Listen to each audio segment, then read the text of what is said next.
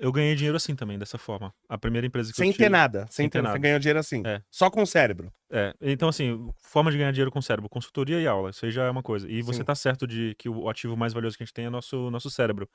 E vamos mudando de assunto agora completamente, voltando um pouquinho pro Bitcoin.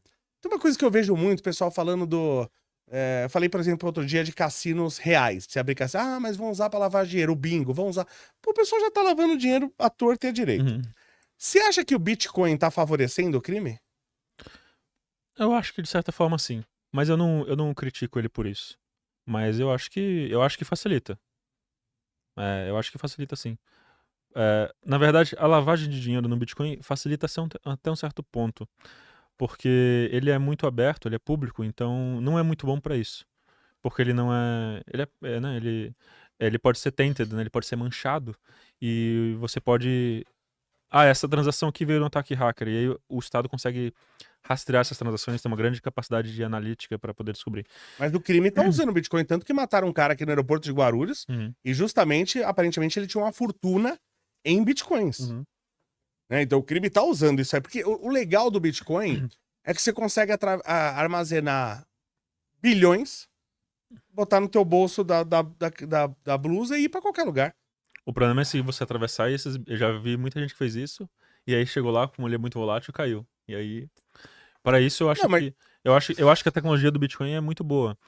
Então, se eu fosse fazer isso que você tá falando, atravessar, eu usaria Tether, dólar Tether, que é mais, ele é mais líquido, é uma boa parte da liquidez do Bitcoin das Mas como transações. funciona esse dólar É um Tether? dólar tokenizado, é um token de dólar.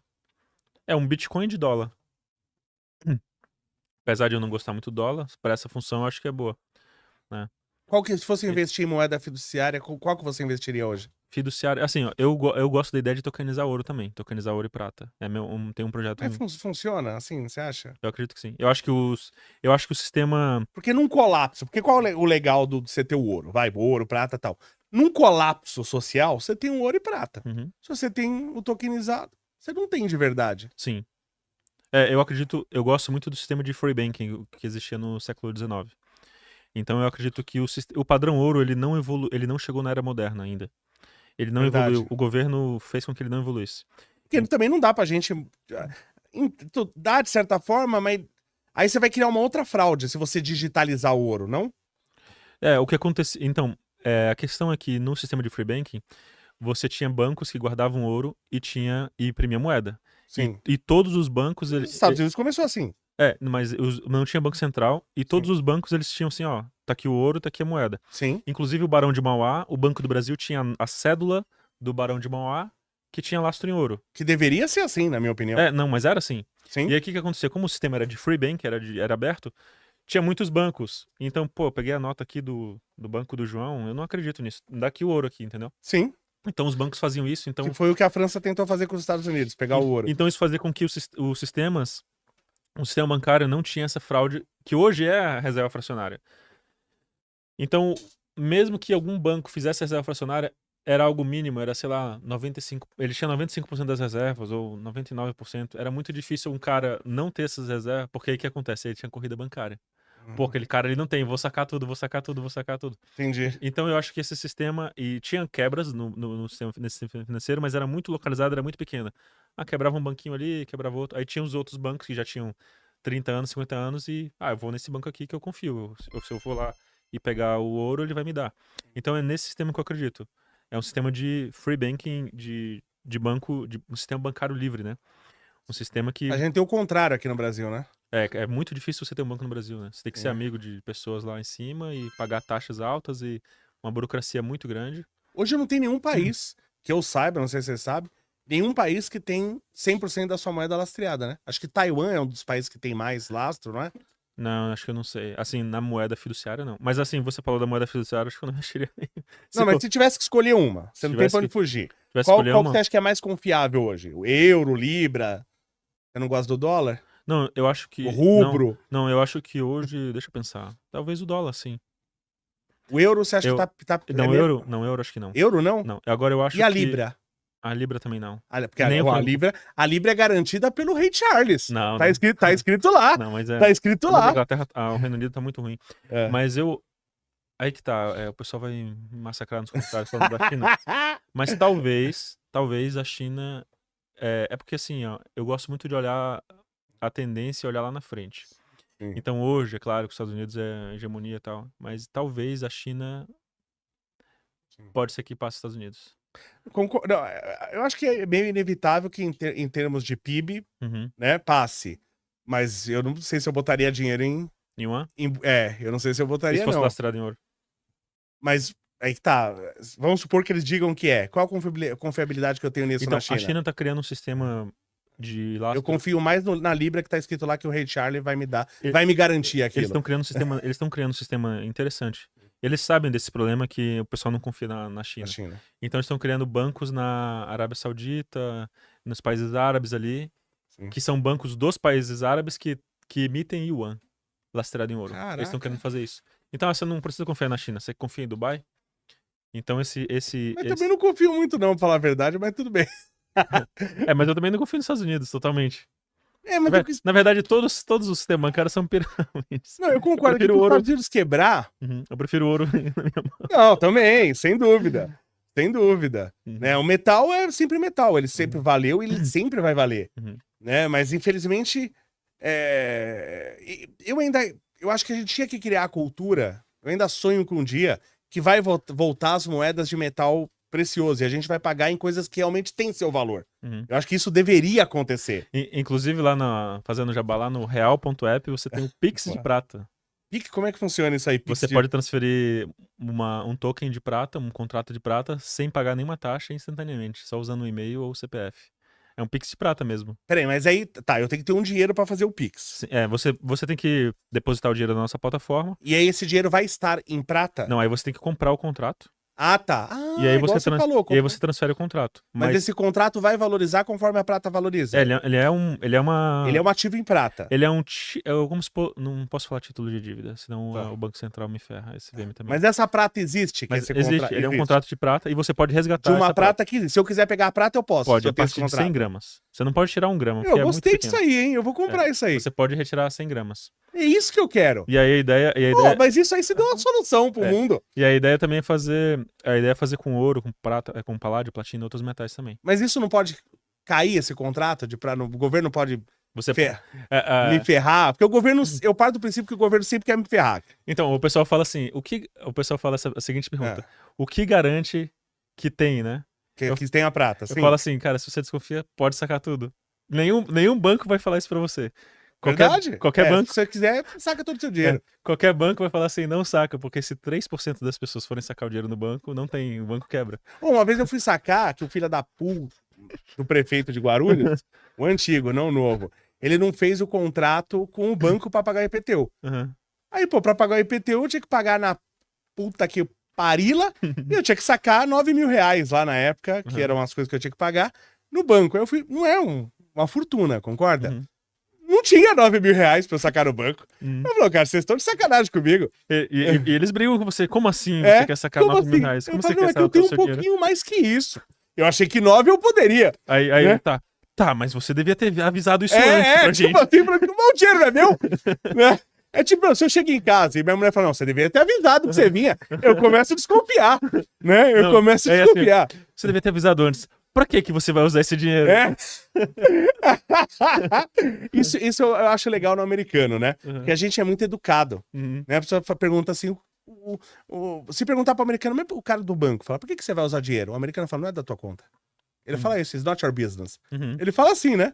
O brasileiro não, ele vai explicar. É que tem uma resolução você tem que falar por que você vai ser usado. Isso eu já quero morrer. Eu falo assim, e dá vontade, já que eu tenho que falar, dá vontade, eu vou tacar fogo. É que não pode, é crime, né? É crime federal. Mas dá vontade de falar, eu vou gastar em prostituta, acho que eu vou falar isso. Próxima vez que eu vou tirar R$10.000 do banco, eu vou falar isso. Pior que gastar em prostituta. Pior que deve ter um código, tem uns 30 códigos lá que você tem. Será que tem lá prostituta? Eu não tô achando aqui, caraca. Então, Job tem? Mulher do Job? Tem. Né? Pagamento de fornecedor. Quero gastar R$10.000 com mulher do Job. Qual é o problema? Pois é, mas é que é isso, inclusive, assim, ó...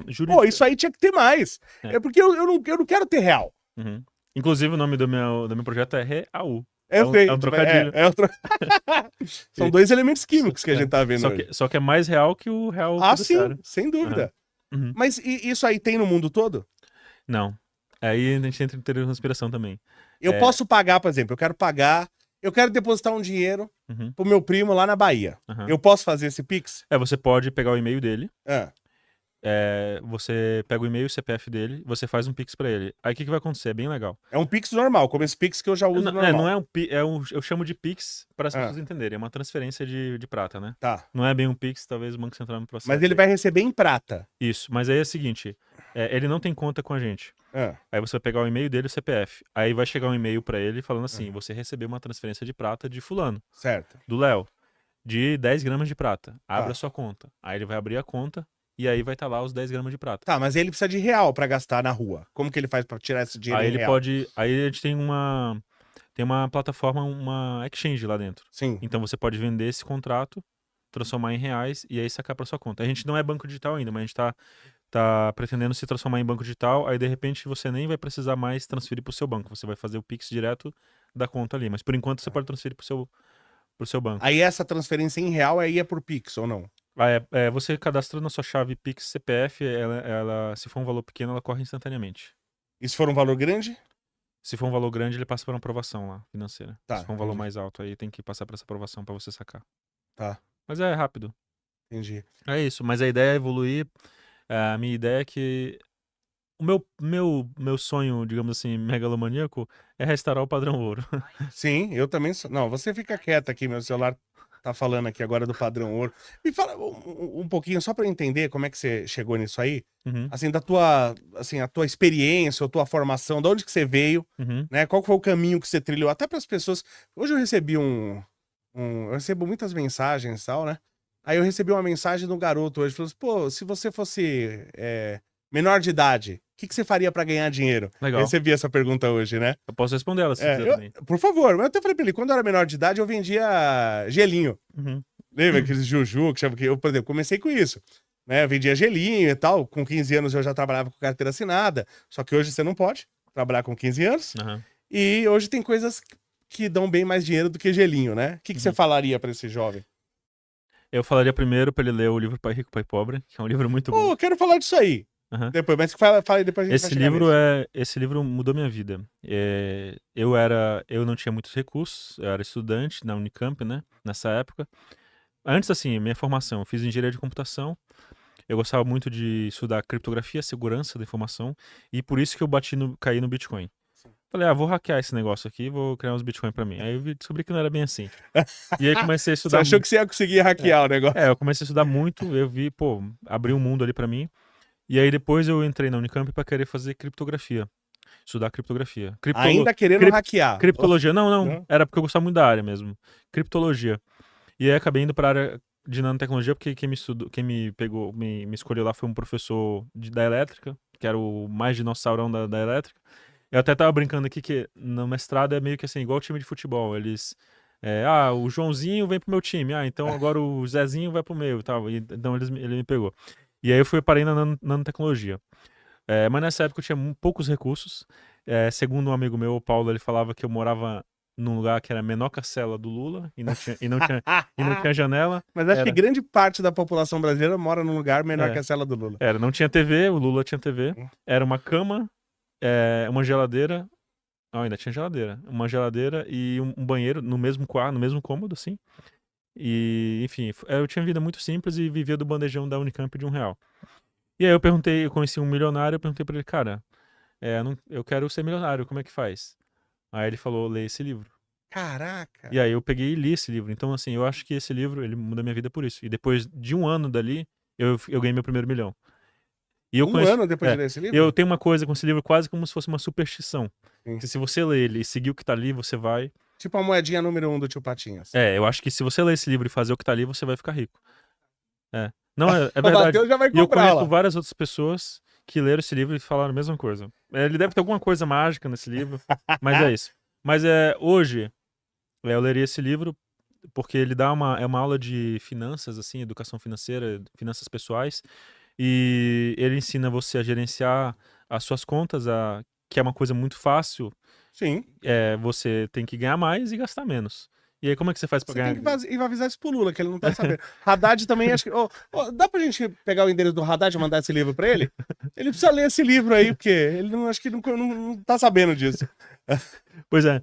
E ele dá várias ideias ali de várias coisas que a gente... O brasileiro ele é muito ignorante em educação financeira, né? Então uma das coisas que esse livro fala é pra você não trocar a sua hora, dá várias dicas, mas não trocar sua hora por dinheiro. Porque se você trocar sua hora por dinheiro, você vai estar limitado ao número de horas e ao seu valor hora. Sim, Então você tem que buscar negócios em que você não dependa do seu valor hora. Por exemplo, médico, querendo ou não, é um cara que troca hora por dinheiro. sim. Claro que o médico tem o valor hora muito caro, uma consulta é R$ 500, então ele ganha bastante. Mas também tem um problema, no momento que ele não conseguir trabalhar, aí outro conceito que está nesse livro. Você tem que ganhar dinheiro enquanto dorme. Então você tem que ter negócios que não dependam muito de você, que deem dinheiro enquanto você está dormindo. Então, por exemplo, eu tenho um e-commerce, enquanto estou falando aqui, está tendo vendas, Sim. né? Então não estou trocando meu valor por hora, tenho um e-commerce. Aí outra coisa que ele fala é trocar o conceito de passivo e ativo segundo esse livro. Contabilidade é um pouco diferente.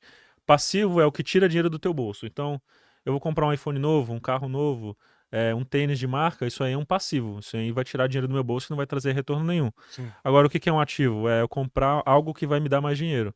Né? Então, ou investir em empresas, ou ter imóveis. Os imóveis eles podem ser tanto ativo quanto passivo. Se eu tenho um imóvel que eu estou recebendo um aluguel, ele está sendo um ativo, gerador de caixa. Sim. E aí é isso. Mas eu falaria. E outra coisa também que as pessoas têm aí para os jovens. Ah, mas hoje em dia eu quero abrir uma empresa, mas eu não tenho dinheiro. Tem vários negócios que você não precisa de nada de zero para você começar. Por exemplo, produção de conteúdo. Você tem uma câmera, vocês todos aí que estão nos assistindo tem um telefone Sim. que vai ter uma câmera, você pode produzir conteúdo no YouTube e tal. E tem vários outros negócios que também exige um pouco de estudo, mas você também pode abrir com pouco. Inclusive, eu recomendo que você abra o seu primeiro negócio com pouco dinheiro, porque se você errar, você vai errar pequeno. E Sim. aí, tem várias dicas nesse livro, eu recomendaria ler esse livro. Tem já vi de cientistas e de empresários falando isso, que hoje o ativo mais importante que a gente tem é o cérebro, né? Que é o que você faz você conseguir ganhar dinheiro.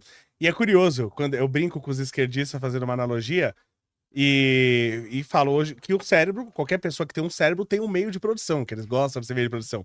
E é curioso, porque como esquerdista não tem cérebro, eles ficam bravos, né?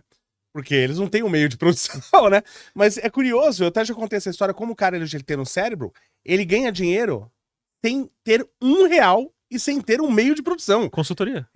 Não, mas por exemplo... Aula. Eu já vi caras que ele cria, por exemplo, ele faz projeto dele. Aí, por exemplo, na China tem muito isso, mas no Brasil também já tem. Na China você compra horas de produção no produto.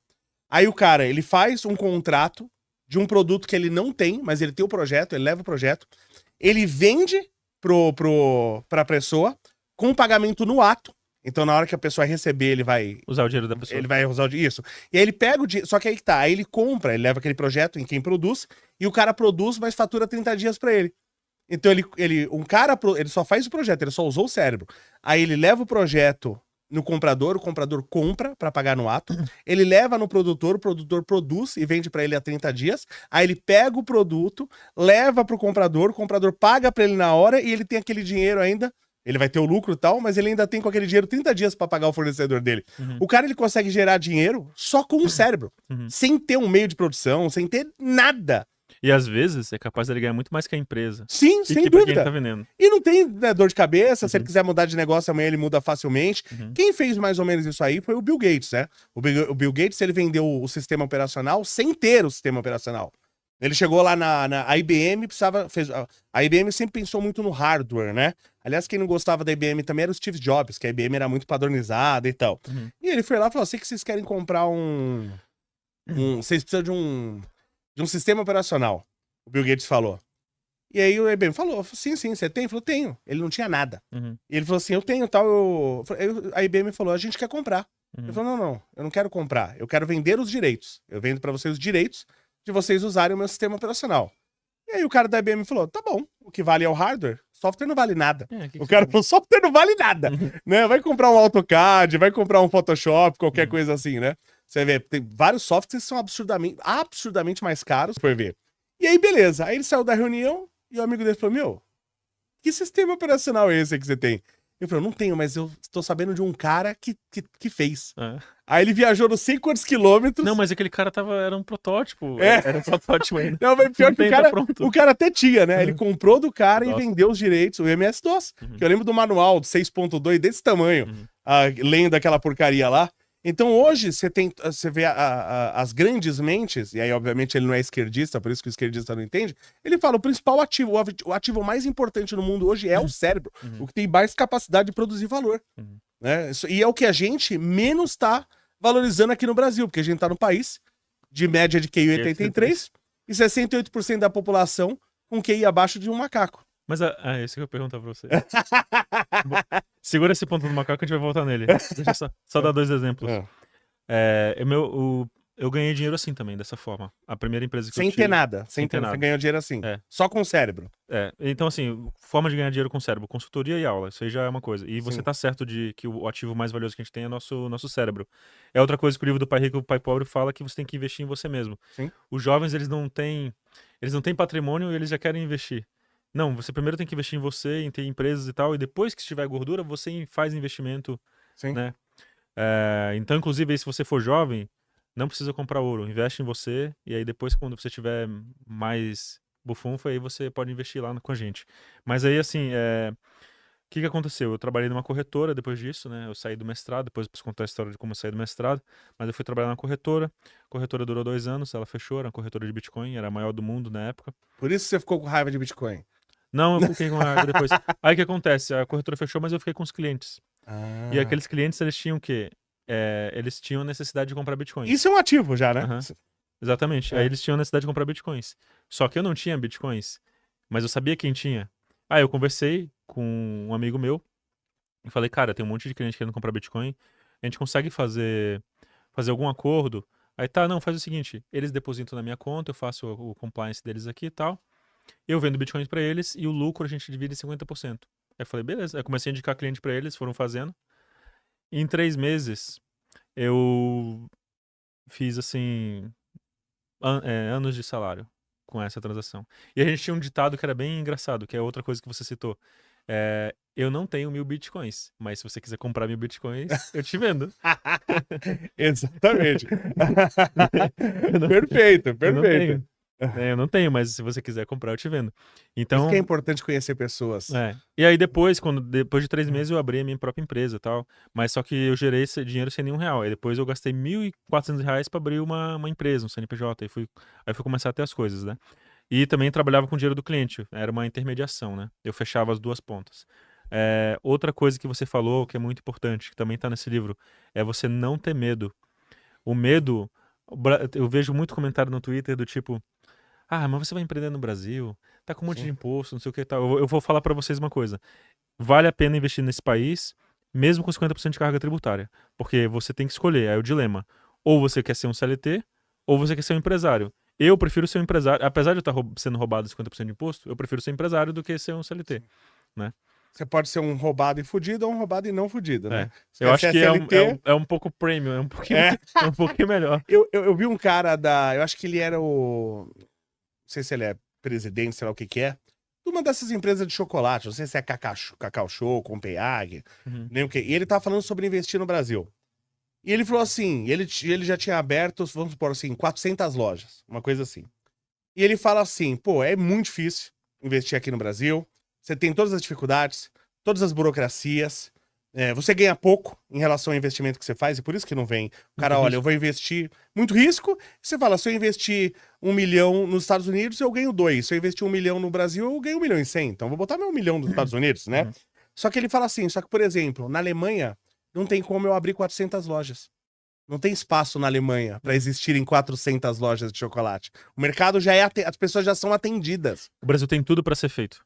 Exatamente, o Brasil, exatamente isso. O Brasil tem tudo para ser feito. O problema é que o governo tá atrapalhando as coisas serem feitas, né? Invista em prata com a Real, com o U no final. Dentro da plataforma você pode escolher quantas gramas você quer comprar, o preço máximo que você quer pagar. Assim você vai estar investindo diretamente num dos ativos que tem mais potencial de crescer, porque a prata ela é utilizada em painéis solares, indústria química, indústria farmacêutica, indústria automotiva, equipamentos eletrônicos. O celular que você está usando, provavelmente ele está cheio de prata dentro, e você pode ganhar com um dos ativos que mais tem potencial de valorizar. Para analisar ações, BDRs, fundos imobiliários, acesse a plataforma do Investidor 10, inclusive para você gerenciar a sua carteira, saber quantos de dividendos você vai receber. Inclusive, eu deixei a carteira da minha filha, a Laurinha, ela tem 3 anos e já invisto para ela. Todos os ativos tá no link aqui embaixo.